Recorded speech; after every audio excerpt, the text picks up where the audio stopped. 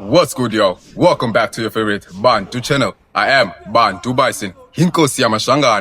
Today, we're going to talk about the Bantu migration, a migration that took place about 3,000 years ago, a migration that changed the face of sub-Saharan Africa, a migration that founded hundreds of ethnic tribes.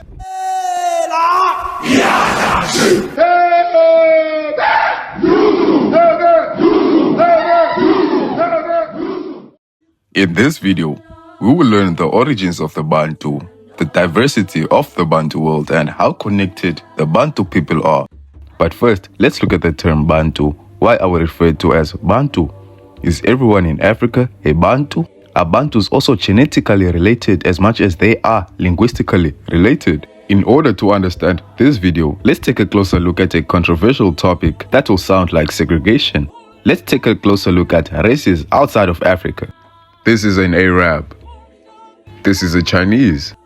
This is a German. They all have pale faces, but they are not the same. Let us return back to the world of Africa. We are all black in Africa, but we are not the same. Let's look at the major races of Africa. The Nilotes. The Nilotic people are a unique people, a people referred to as the giants of Africa. A people with beautiful, rich melanin, a race that remembers their true identity as ancient Egyptians.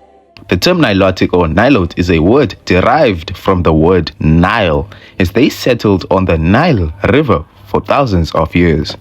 The Nilotic race are a direct descendant of the biblical grandson of Noah, Mizraim. Mizraim and his descendants settled on the brooks of Egypt after the destruction of the Tower of Babel. This is a clear proof that the Nilotes are the true Egyptians. The Nilotic people can be found in South Sudan, Chad, Kenya, and Uganda. The Kushites. The Kushites are one of the most unique races in Africa too. They have their own unique phenotypical features that are distinct from the Nilotic peoples. The Cushitic phenotype varies by region, but common features are often described in anthropology include the skin tone ranges from light brown to deep brown. The hair, usually tightly curled to wavy, sometimes fine textured. Their facial structure, narrow to medium noses, high to straight nasal bridges, defined cheekbones, long or oval face shapes. And last but not least, the Bantu people. Many people do not wish to be referred to as Bantu, as they say it's a colonial term used to segregate Africans. But really, why are we referred to as Bantu?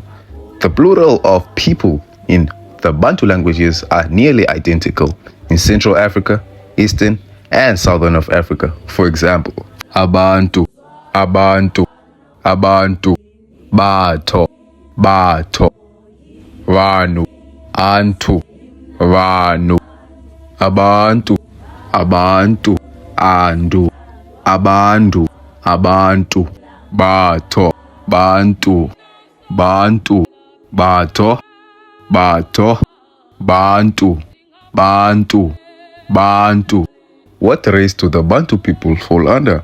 Both the Nilotic and the Cushitic race have their own ethnicities that fall under them. For instance, under the Nilotic race, we find ethnicities like the Dinka, the Nuer, the Mundari, and the Maasai. Under the Cushitic race, we find ethnicities like the Somali, the Oromo, the Afar, and the Beja. So, what race do the Bantu people fall under? The meaning of the word Negroid. A member of a race perceptibly sharing Negro or displaying Negroid traits, especially a Bantu. That means Bantus are Negroes and Negroes are Bantus, and Negroes have their own physical phenotypical features that are distinct from the Nilote and the Cushitic people. Are we more than a language family? If an individual from South Africa speaks an identical language to someone from Central Africa, it means their ancestors were once in contact. And that brings us to a conclusion that there was a migration. There's a nation in Southern Africa that are genetically related to the Bantu, but their migration happened about 2,000 years ago. The Lemba tribe. According to the Lemba, they left Jerusalem and settled in Yemen and built a city called Senna. When wars broke out in Senna, they crossed the sea and entered Africa through Ethiopia and built Senna II in Tanzania. And they started to make their slow migration southwards. They entered Malawi, all the way down to Zimbabwe, and Mozambique. In the old map of Israel, you find a small little town called Lemba. So it is assumed that the start of the journey was from that little place. And then they went to a place called Sena, which was in a place called Saba, now called Yemen. Saba was the maritime superpower at that particular time. Every destination you wanted to go, you had to pass through Saba. And they had lots of merchant ships that went all over the world. And then we came to the East Coast, essentially for trade around elephant tusk, minerals, gold, silver, metalwork.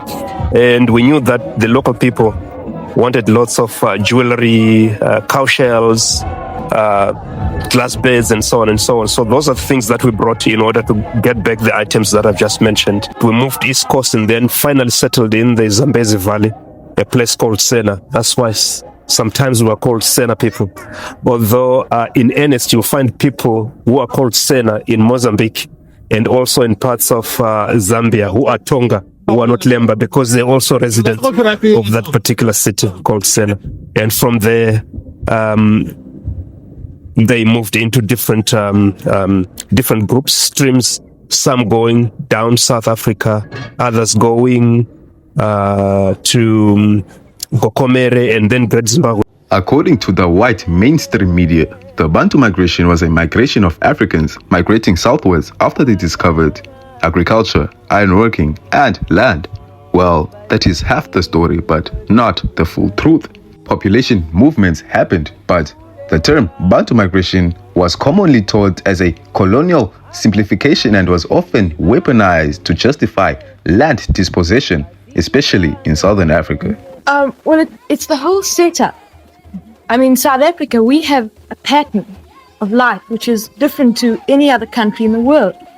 Because you have the white population, and which came to the country in 1652, and they are much more highly developed, coming from Europe with a European background and traditions. And they have developed the country and have developed a highly civilized community. Whereas the Negro, the Bantu as we call them in Africa, in South Africa, is primitive, on a very primitive level. And the barrier in South Africa isn't so much color as civilization and economically. Well, I won't say that we naturally, because we're a different ethnical group, we're not African in the sense that the Negroes and other groups have actually originated in Africa. But I consider South Africa my homeland and my fatherland, and I always will. And there is a misconception that exists. Most people think that the white settlers came to South Africa and took the land from people who... That's so. Oh, no, it is not, and I'll prove it to you. Who came to South Africa and took it away, as the white came here to America and took it away from the indigenous occupants. In 1652, when the first white settlers arrived at the Cape, the Bantu, as they are now known, the Negroes in South Africa, were still coming down from equatorial Africa, migrating. And it's a fact that they had not yet entered what is now known as South Africa, the borders of South Africa. The only indigenous occupants in Africa, South Africa at that time, were the Bushmen. And they were exterminated by the Bantu coming down. Excuse me, Susan, on that point, I think you've read your history upside down. How come? Yes, you see, the exact thing that happened was that these Dutchmen, I think they were Dutchmen, they haven't got a place in their homeland. Oh, not no, a means of living. I can just Let me finish. All right, and then I can prove you how wrong your historical facts are. Oh, no, you know, your history is South African history. Mine is a bipartisan history. When this men came without any means of livelihood in their own country, with their economic background, without any meaning at all, they came to South Africa. And the real fact is that as they came and there was an influx of these Dutch people from their unwanted homes, as there was an influx, the Bantus were pushing the Bantus up into the country till came the Zulu War, in which the Zulus were finally defeated in the most bitter and agonizing struggle they had against these Africans, you call them. Yes. It so happened that these penniless whites, as you call them, didn't come out because they didn't have homes or because of any kind of persecution. They were sent out as officials of the Dutch East India Company to establish a refreshment station for ships passing around passing around the bottom of the Cape. Just as the Dutch settlers were sent out to America by the Dutch West India Company to settle and to make a refreshment station here. Now, I think if you had to turn around to those Dutch settlers who came out and said that they came out because they were penniless, they'd be just as indignant as I am. And as you say that the white settlers came and pushed the Bantu back, yes, it's a fact that the whites went into the interior of Africa and didn't come into contact never even saw a Bantu until 1795, which was practically 100 years, more than 100 years after they had arrived in South Africa. How did you have the Zulu War? What brought it about? The Zulus had already, by the time, I think you must have a look at them. And within 100 years, after the arrival of the white settlers, the Zulus had by that time, the Zulus are a part of the Bantu group, had already come down to Natal. And then you got the two groups, the one coming from the north, the one coming from the south, and they met. And that's where you get the Zulu War. It was not even a clash in the century, I'm thinking it. It was even the British. It was a clash. The British in their benevolence, or in fact in their, because they've seen the fact that this thing is not good, they even were exercising a tempering force upon the people. I've heard a third interpretation of this, which might settle it. That was the fact that the Bantu were a migratory people.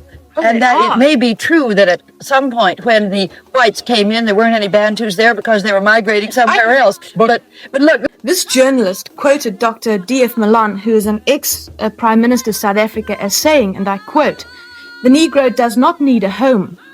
He can sleep under a tree."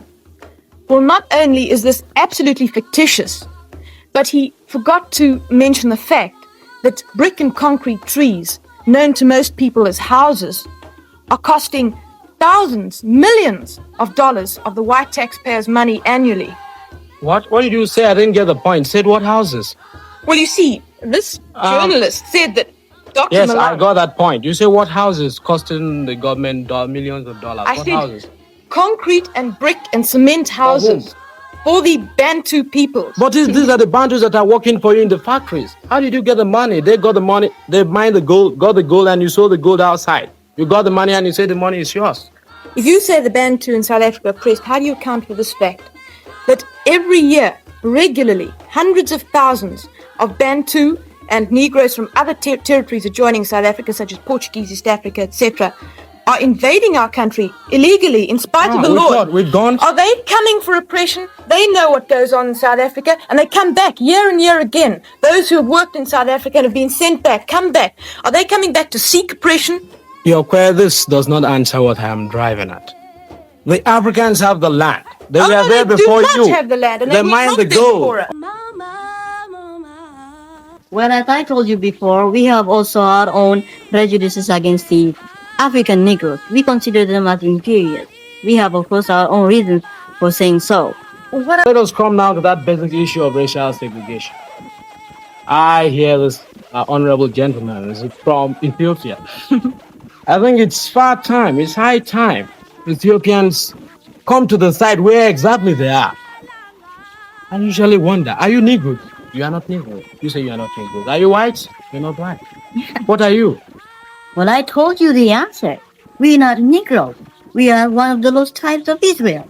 It's just because our faces are burned that we look like Negroes. I've got the point, you are lost. I think that makes a conclusive end for it. According to the Zondervan Bible Dictionary, Ham became the progenitor of the darker races, but not the Negroes, meaning Negroes or Bantus are a Shemitic people. And from the lineage of Shem, we get Abraham, Isaac, and his 12 sons. Migration is a normal pattern in human life. In South Africa, there's a tribe called Amahlubi. The Hlubi belong to the Embo Kingdom. The Embo Kingdom can be traced back to the Congo.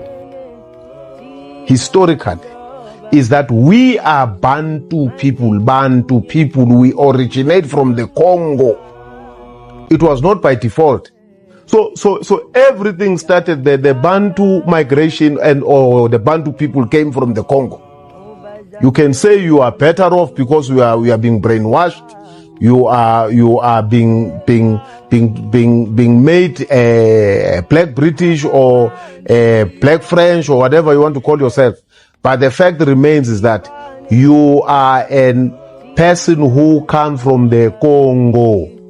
You like it or not. And I'm emphasizing that. You can have more money because you have sold your soul, but you come from the Congo. You like it or not. That's where we come from, all of us, as the Bantu. So as we're migrating down, because we were looking for food, we're looking for greener pastures, we were hunting.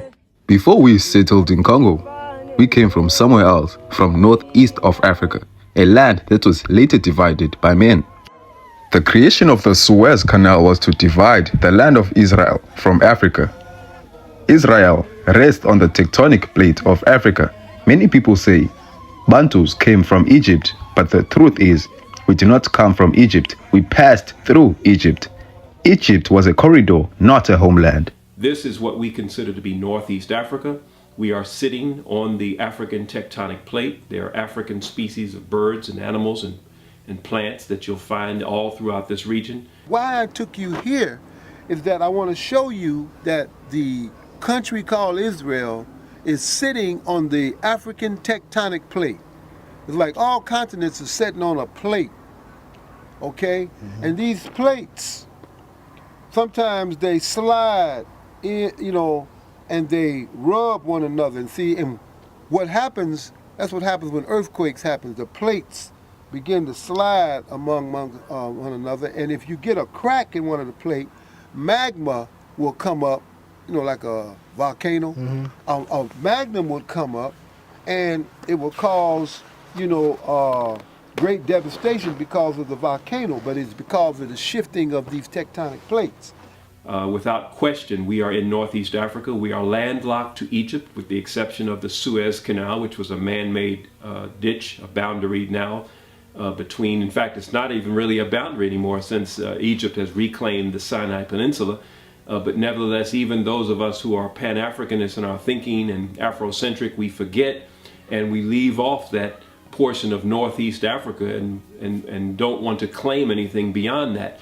Of course, Afrocentrists are still fighting tooth and nail for Egypt to be included as a part of Africa, because most Egyptologists and anthropologists, archaeologists of the Eurocentric persuasion will say that Egypt is in Africa. They had to concede that, but then they still draw the line by saying that they weren't Africans like that. In other words, they weren't dark-skinned people. And of course, this is all part of the Great Deception. And the reality is that if they give up Egypt, ancient Kemet, if they give that up and say that that was a part of Black Africa, then they will also have to give up Israel. And that's why they draw the line at Egypt, because if they give up Egypt, they've got to give up Israel. Now, we're going to go over here, and I'm going to show you where Israel sits on the African tectonic plate, which means that Israel is Northeast Africa. Now, when we look at this map, this is the Sinai, okay? This is the Red Sea. This is Egypt. This is the Sinai. This is Israel. All right, this is Saudi Arabia over here. Now, if you see this in Hebrew, it says Haluach Africani, the African plate. Here it is right here. Israel is sitting right here. Israel is sitting on the Haluach Africani, which means that Israel is Northeast Africa. This is Africa. This is Africa. The Europeans, because we know the Europeans classify this as the Middle East. But this is Africa. This is Africa. This is north of Africa. Now they make Libya and Morocco and Tunis, they say it North Africa. It's west, the west. We are in the north. This is the Mediterranean Sea right here. So people say, well, why do you say, but it's Asia Minor? You know, when Europeans be talking about this Asia Minor, I ask them, where's Europe Minor? Where's America Minor? Okay, this is the only continent with a minor. And you know what that minor is? It's a minor lie. It's really a major lie. Understand what you're talking about? Some Asia Minor. Where's Europe Minor? Where's America Minor? But see, when they say Asia Minor, they don't have to classify this land as being part of the African continent. And they want to call it the Middle East. The middle of what? We've done a great job in being able to demonstrate that this is Northeast Africa. And once we begin to look at it as such, and we stop believing this idea of Israel being a part of the Middle East. What do you mean Middle East? Is there an Upper East, a Lower East? What do you mean Middle East? Europeans classified this area as a Middle East. You know, and then since this the Middle East, the other question, where the Middle West? Where the Middle North and where the Middle South? They don't have no geographical terms like that. And the only reason why they use that term, Middle East, because it disconnects the proper connotation that should go with describing this land geographically. So, let the truth speak for itself. It's not my interpretation. Here it is in Hebrew. This is written in Hebrew. And in Hebrew that says? This says Luaka Africani, the African tectonic plate. That's where Israel is sitting on. I want to say I'm sorry that my English is not so good, but I will try, you know, to explain or to teach the people that don't know that we are here in this land before maybe more in 2000 of years in this area in Sinai Desert. It's not far from here. It's near the Jordan-Israeli border. There is our land, my grandfather's land. So many people they don't know that the black people here in this land, it's not for the last 100 years or something like this. It's more than 1,000 of years. The original people here, it was black. I know about the history of Beni Hilal. I know about the Zir Salem history. Everybody knows this. Most of the Bedouin here, most of them they come from the Arab Gulf. They know, they can know they're not original here. They know that we are the original people here in this land. The evidence is hands down. It's not even something that we engage in a debate on about the dark-skinned nature of the peoples that lived in these regions in antiquity. The reality is that we tend to look at this land based on what we've seen in contemporary times. And what do we see? We see fair-skinned Israelis and we see fair-skinned Arabs. They came. But me, I say I'm here. So they have to be clear. If you discuss with them, okay, they say, all of you come here, okay? Who was living this land? They say it's a black man. The black man. And before maybe 2000 and a half, there's the Hebrews. The Hebrews. The Hebrews were black as well, right? Yeah, there was in this land, there was just the Bedouin, the black Bedouin like me, and the Hebrews. That's it. From northeast, we moved slowly, generation by generation, through the Nile pathways into the heart of Africa. That journey did not happen overnight. It took centuries. We settled in Central Africa, in what is now called the Congo. But our movement did not stop there. Slave raids began, raids that tore communities apart, raids that pushed us southwards. The history we learned. I remember there was a migrational mapping of people migrating from wherever they originated from. I really don't know, but they always showed us in the school, people, right? the Bantu people migrating, taking the route from Ethiopia, moving southwards, which we call the Rift Valley region, that is following Lake Turkana and the central part of Tanzania, way down to Tanzania, and then moving upwards along Lake Tanganyika, way upwards to Lake Edward, Lake George, and Lake whatever Albert, which is all in Uganda, and then settling there. Whereas there is also another group of people that they always showed moving southwards to Lake Tanganyika, downwards to south of Africa, which I would say that is another group of Bantu people, which people we would find in Malawi, Zambia, Zimbabwe, all the way there to whatever, Namibia. The Fang. The Fang people are a large Bantu ethnic tribe that are found in Central Africa, especially in Gabon, Equatorial Guinea, and Southern Cameroon. As Abantu, our origins are very common, so let's read about the origins of the Fang tribe. The Long March of the Fang. An Anthropology and History in Equatorial Africa by John Manning Cinnamon. The Fang people came from Egypt. Before they settled in Egypt, they came from Mesopotamia. This is why the Fang man is the black Jew. He possesses the same habits of the Jews. In Mesopotamia, the Fang were very imposing. All of the Fang from the Bulu, the Yondo, and Ntumu. They fought wars until they arrived in Egypt, where they remained for a long time. From Egypt, they passed through the savannah, where they encountered another people, the Hausa. They fought wars against each other. The Fang had to continue onward until they arrived in Atomboga, a mythical tree that blocked the migration path. After they left the savannah, they entered into the forest. The name Africa to their ancestors who, due to the Arab push and aggression, had to flee with his subjects to other places.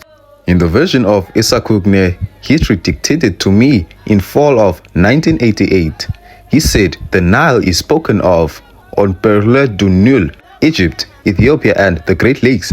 After enumerating the main Fang subgroups, Ewondo, Bulu, Ntumu, etc., he had his geographical references more alternatively. We left the Nile in the direction of southwest.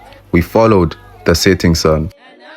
Let us read another book by Louis Perrois, Fang Visions of Africa series. The Beti or Fang people of Middle Africa, specifically West Central Africa, descend from ancient Israelites of the Bible. They were founded by the descendants of Ephah, Ephri, Ben Manasseh, part of the warrior pastoral class of the tribe of Manasseh. They were taken to Mesopotamia by the Assyrians after the fall of the northern kingdom in 722 BC. During the time of the Persian rule, they were taken from Mesopotamia and placed in Egypt at the Jewish garrisons of Elephantine and Tephanes. After the Hamitic Egyptians destroyed their temple at Elephantine, they fled into neighboring deserts between Kemet and Kush. They remained there for roughly 1,600 years.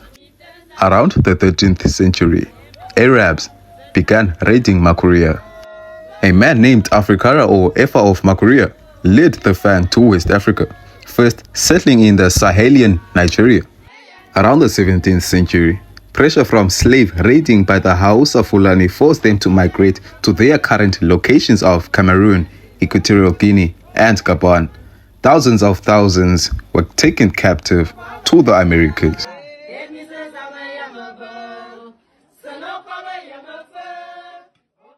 Let us read another book about the origins of the Bantu, written by N.P. Gomele. It is allowed that groups of Israelitish people have time from time journeyed into the Upper Nile country, but this does not sufficiently account for the large excess of influence of which the Bantu are concrete result. In the absence of direct proof of an extensive migration, this hypothesis brings us into two considerations, those of customs, religion, and also those of language relations. The contention has been made that the extraneous element of the Bantus were derived from the tribes of Israel, which were first carried away to Babylon as related in the scriptures, and who afterward in whole or in part migrated through Egypt into Equatorial Africa, and through mingling with native tribes upon whom they imposed much of their own religion and customs, gave rise to the people we now know as Bantu. The Hutu tribe. The Hutu tribe are a Bantu ethnic tribe that are found in Rwanda and Burundi. In 1972, about 600,000 Hutu people were killed. The former president of Burundi, President Mikombero, broke silence on national radio about the suffering and the inhumane treatment the Hutu endured in Burundi in the hands of the Tutsi people. President Mikombero was a Bantu. Bantus are Negroes and Negroes are Bantus. Lisa H. Malkai, Purity and Exile, Violence, Memory and National Cosmology Among Hutu Refugees in Tanzania. We are the descendants of Israelites. History says so. This was seen in 1972 when President Mikombero proclaimed on the radio that we are Israelites. Our habits resemble very much the habits of the Israelites. All Hutu were captured to be killed. They behaved like sheep, and they did nothing but praying and singing only. This demonstrates how we resemble the Israelites. The Israelites, before attacking a country, first of all, we pray to God. We are the first Bantus who came to Africa. We are Bantus, thus Israelites.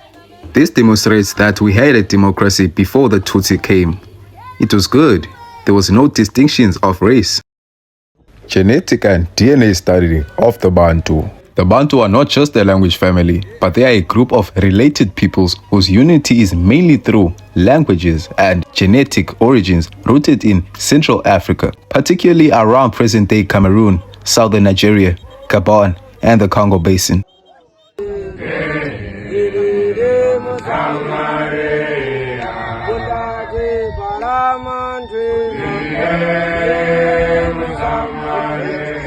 Everything that we practice are identical, but we cannot look at that only. When it comes to DNA, we can only be traced through one thing, and that is haplogroupings.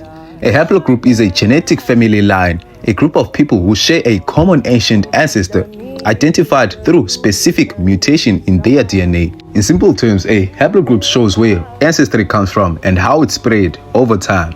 The dominant Bantu haplogroup is haplogroup E1B1A, also known as EM2. It is strongly associated with the Bantu expansion and is found in high frequencies across Central, Eastern, and Southern of Africa. The Bantu haplotype E1B1A is also dominant amongst those in the diaspora, which are of Bantu origin, like the Caribbeans, the Brazilians, African Americans, and the Sidi people in India. I have a question for those who say Bantu is just a language.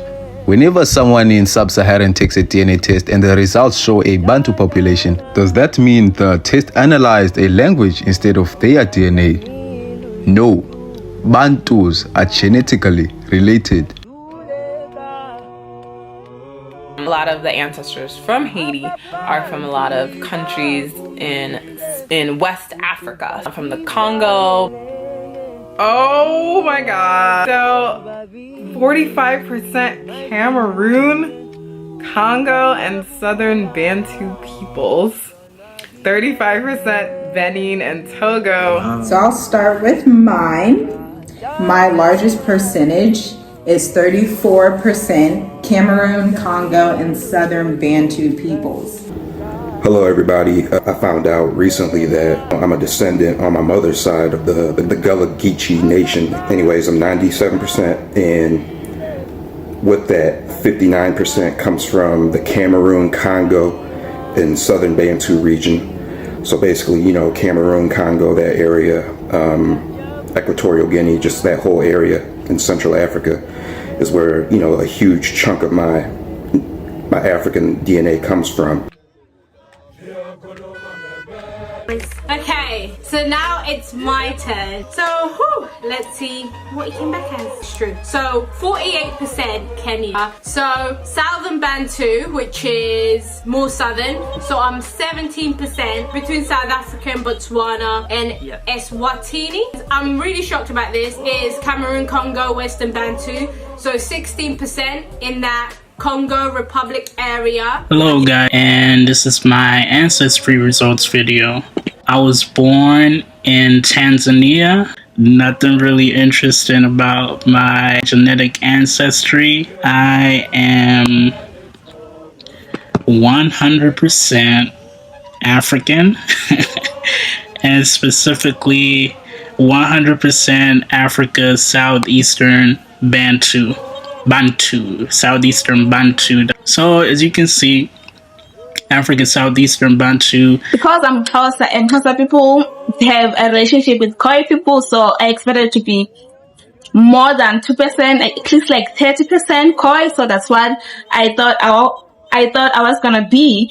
So my DNA is just boring. It's straightforward. So I am 98% Southern Bantu people, and I am 2% Khoisan people. That's what I am. So I am 100% African. No other DNA, me, no Caucasian, no Asian, nothing. I'm just African girl, South African girl. In fact, I'm a South African girl, original blood. This is a clear indication that the Bantu people are not just a language family. They are genetically related. And that is how our people spread into Southern Africa. Not because we were migrating for adventure, but because we were surviving. Our story is not a story of randomness. It is a forced journey, a hidden history. Before Congo, there was Northeast Africa, and this story was never meant to be forgotten. As we are in the last days, knowledge is being revealed. Remember who you are. We are Bantu, Singa Bantu, Abanobuntu. If you are a Bantu and you enjoyed this video, please don't forget to subscribe, as I will uncover and share many topics about Bantu, our history, our culture, and how connected we are. I am bantubison, inkosi yamashangane. Wena kasoshangane nxumalo kazikote, wena zikote kagasa, wena gasa kamakweya. Ondwandwe abasekudunkomo, proudly representing amashangane. Ondwandwe abasekudunkomo, wena mdungazo nxumalo wahlasela amaPortuguese. Rebuild the Gazankulu.